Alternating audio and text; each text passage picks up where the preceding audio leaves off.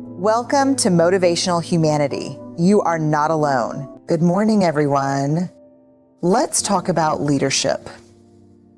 Not the title, not the paycheck, but the real work of leading.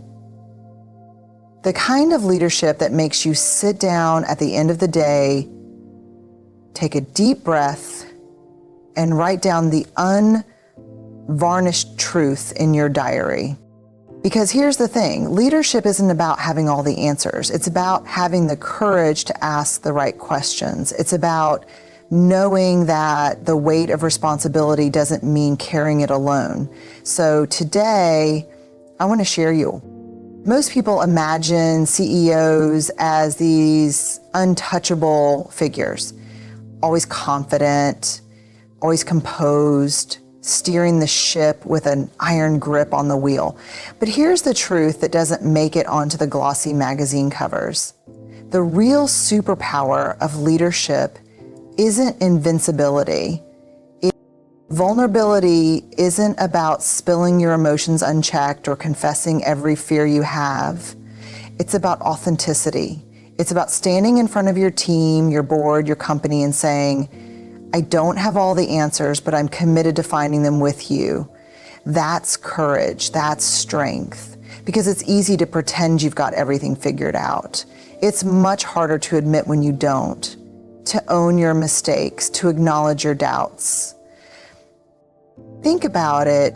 When has someone's perfection ever inspired you? Probably never. But when you see someone stumble, get back up and keep going with honesty and grit, that sticks with you. That's relatable. That's human. And leadership at its core is about connection. People don't connect with perfection. They connect with realness. When leaders allow themselves to be vulnerable, they create space for others to do the same. It fosters an environment where people aren't afraid to take risks because failure isn't seen as a flaw. It's part of the process. It encourages teams to speak up, share ideas, admit when they're stuck, and ask for help without fear of judgment. That's not just good for morale, it's good for business. Innovation thrives in environments where people aren't paralyzed by the fear of making mistakes. And here's the kicker. Vulnerability isn't just about the big dramatic moments. It's in the small, everyday decisions. It's in saying, I need help with this project. It's in giving honest feedback even when it's uncomfortable. It's in having difficult conversations with empathy, not defensiveness. It's in showing up as you are, not who you think a leader is supposed to be. Some might argue that vulnerability makes a leader look weak, but here's what I've learned. Pretending to have it all together when you don't, that's exhausting, and that kind of leadership doesn't last. What lasts is authenticity. What lasts is trust. And trust is built when people see you're not hiding behind a mask of perfection.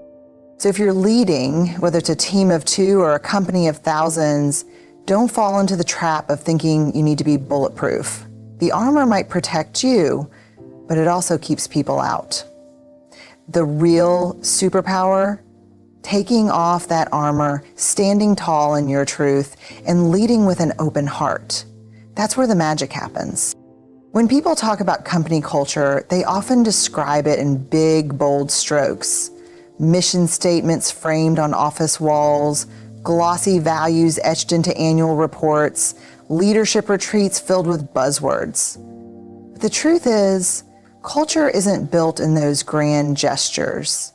It's crafted in the quiet, seemingly insignificant moments, the ones most people overlook because they're too busy chasing the next big thing. Culture lives in the spaces between meetings and the conversations that happen when no one's taking notes. It's shaped by how leaders respond when someone makes a mistake. Do they react with blame and frustration, or do they approach it with curiosity and support? It's the difference between saying, who's responsible for this, and asking, what can we learn from this? That one small shift creates either a culture of fear or a culture of growth. It's in how feedback is given and received. Not just the formal performance reviews, but the offhand comments in the hallway, the quick emails, the words chosen or avoided when acknowledging someone's effort. Does feedback feel like a personal attack, or is it framed as an opportunity to improve? Are people bracing for criticism, or are they eager for insights because they trust it comes from a place of genuine care? Culture shows up in meetings. Who speaks? Who stays silent? Does everyone's voice carry the same weight, or do titles dictate who gets heard? A culture where only the loudest or the highest ranking voices matter isn't one of collaboration, it's one of compliance. But when leaders intentionally create space for quieter voices, when they ask, "What do you think?" to the person who hasn't spoken yet, that's where innovation takes root. Because the best ideas often come from the people who've been waiting for permission to share. And then there's the way we celebrate. Do we only acknowledge big wins, the deals closed, the targets hit, or do we recognize the effort, the resilience, the small victories along the way? When you celebrate not just the outcome, but the process, you create a culture where people feel seen, not just for what they produce, but for who they are and how they show up. Culture isn't a declaration, it's a demonstration. It's not about what leaders say in town hall meetings, it's about what they do when no one's watching. It's in whether leaders walk past someone struggling at their desk or stop to ask, "Hey, how's it going?" It's in whether people feel safe enough to say, "I'm overwhelmed," without worrying it'll be seen as a weakness. And here's the part we don't talk about enough. Culture isn't static, it's alive. It breathes and shifts with every decision, every interaction. It's fragile too. One dismissive comment, one unchecked toxic behavior, one leader who says all the right things but acts differently when the pressure's on, that can erode trust faster than any inspirational quote on the wall can rebuild it. The leaders who get culture right understand that it's not a project with a start and end date. It's ongoing. It's relentless. It's in every good morning, every deadline extension, every tough conversation handled with grace instead of ego. It's in the stories people tell about their workday when they get home, not the ones crafted for external PR, but the raw, unfiltered ones shared at dinner tables. So if you're wondering what kind of culture you're building, don't look at the mission statement. Look at the small moments. They're telling the real story. Success is one of those words we throw around like it's universally understood, like we all agree on what it means. But peel back the layers and you'll find that success, as it's often defined, defiance, money, accolades, status, can be hollow if it's not anchored in something deeper. Because success without meaning is just an empty trophy, a shiny object that looks good on the outside but feels strangely weightless when you hold it in your hands. Think about it. We spend years chasing milestones, the promotion, the corner office, the recognition from peers, the financial security. And don't get me wrong, those things can be fulfilling. They can be the result of hard work, discipline, and perseverance. But here's the question no one asks while you're climbing the ladder. What happens when you get to the top and realize the view isn't what you expected? I've met leaders who've hit every goal they set, who've achieved what most people would call the dream, and yet they're restless. They can't shake the feeling that something's missing. Because success, when it's disconnected from purpose, feels more like a performance than a life. It's exhausting to maintain, like you're starring in a role you auditioned for years ago, but no longer recognize as your own. The problem is we're conditioned to believe that the next achievement will be the thing that finally makes us feel whole. When I get that job, then I'll feel secure. When I hit that revenue target, then I'll feel accomplished. When people finally see me as successful, then I'll feel worthy. But that then is a moving target. It keeps shifting just out of reach because external achievements can't fill an internal gap. Meaning doesn't come from what you achieve. It comes from why you do it and who you become in the process. It's found in the relationships you build, the lives you impact, the values you refuse to compromise even when no one's watching. It's in the work that lights you up, not just because it pays well or gets you applause, but because it feels aligned with who you are at your core. And here's the hard part. Finding meaning requires slowing down. It requires reflection. It requires asking questions that don't have neat, tidy answers. Does this work still excite me? Am I proud of how I show up, not just what I produce? Am I living my values or just reciting them? Sometimes the pursuit of meaning will lead you away from what looks like success on paper. It might mean turning down opportunities that don't align with your purpose. It might mean redefining what winning means for you, even if it doesn't impress anyone else. And that's scary because it forces you to detach your worth from external validation. But here's the paradox. When you lead with meaning, success often follows, not always in the way you expected, but in ways that feel richer, more fulfilling. You create work that matters. You build relationships that sustain you. You find joy not just in the destination, but in the journey itself. At the end of the day, no one writes eulogies about job titles or net worth. They talk about how you made them feel. They remember your integrity, your kindness, your courage. They remember the moments when you showed up fully, not because it advanced your career, but because it mattered. So if you're chasing success, that's okay. Ambition is beautiful, but don't forget to ask yourself, is this ladder leaning against the right wall? Because the climb isn't worth it if the view doesn't fill your soul. Leadership is one of those words that gets tangled up with ideas of authority, titles, and status. We tend to think of leaders as the ones sitting at the head of the table, the ones whose names are on the door, whose decisions ripple through organizations. But here's the truth. Leadership has nothing to do with rank. It's not about the corner office, the job title, or the number of people reporting to you. Leadership is a choice, one that you make every single day, regardless of your role or position. You don't suddenly become a leader because someone gives you a title. Leadership isn't bestowed, it's earned.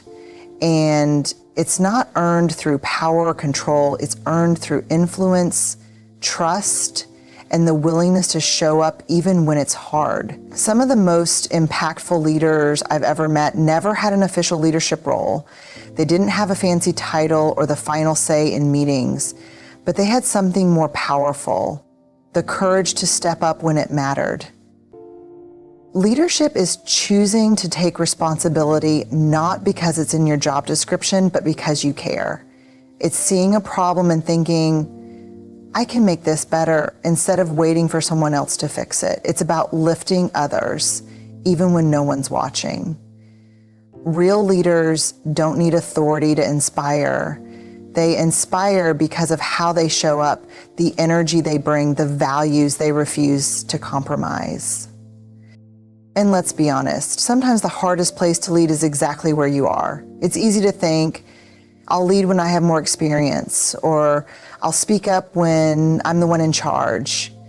But leadership isn't about waiting for permission. It's about raising your hand when you see an opportunity to make a difference. It's about speaking up when it would be easier to stay silent. It's about being the person who asks, how can I help? Instead of what's in it for me.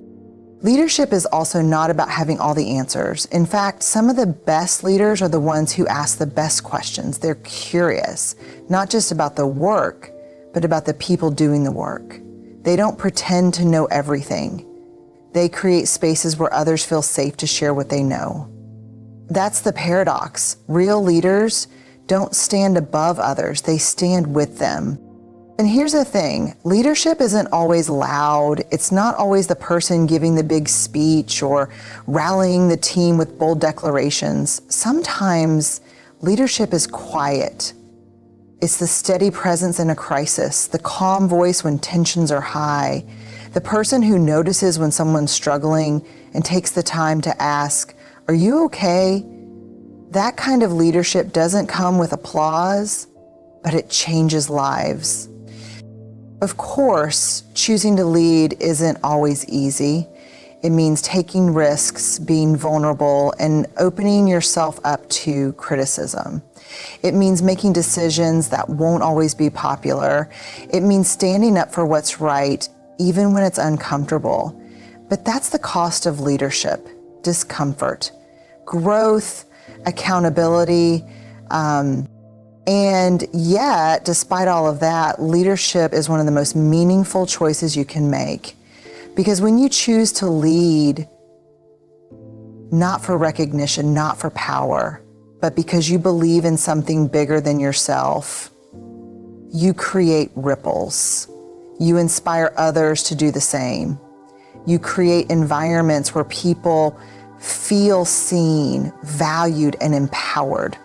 So the next time you think leadership is reserved for the people at the top, I want you to remember this. Leadership isn't a title you're given, it's a choice you make. Every day, in every interaction, in how you show up, how you treat others, and how you live your values, even when it's hard. That's where real leadership begins, not in a corner office, but in the courage to lead from wherever you are. The hardest person to lead is yourself. It sounds simple, almost cliche, but when you sit with it, you realize just how true and how challenging it really is. Because self-leadership isn't about mastering tasks or checking boxes. It's about mastering your own mind, your emotions, your habits, and your reactions. It's about holding yourself accountable when no one else is watching, making the tough decisions that no one will applaud, and showing up consistently even when motivation is nowhere to be found. We often think leadership is about guiding others, inspiring teams, setting visions, and driving results. But none of that matters if you can't first lead the person staring back at you in the mirror. It's one thing to motivate a team.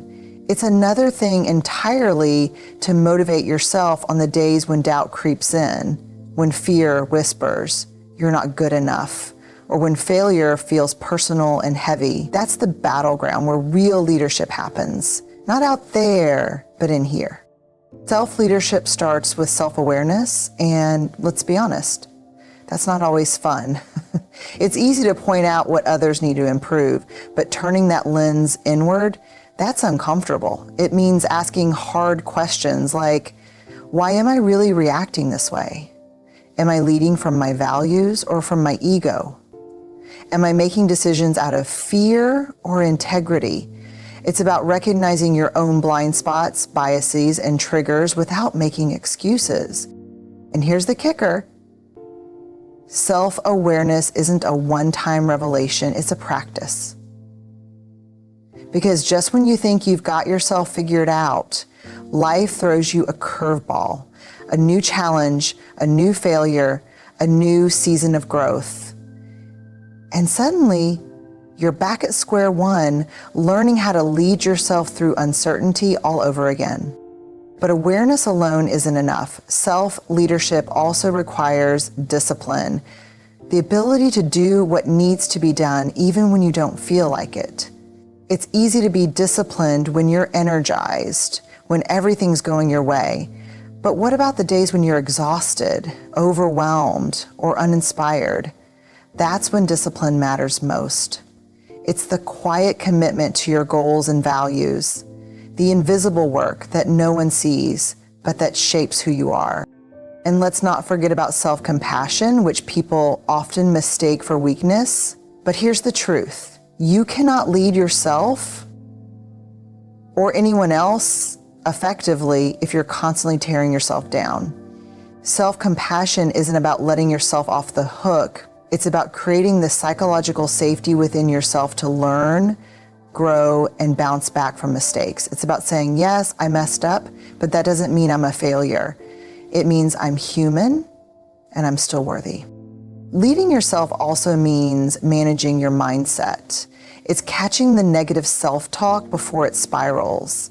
It's reframing failure not as a dead end, but as data.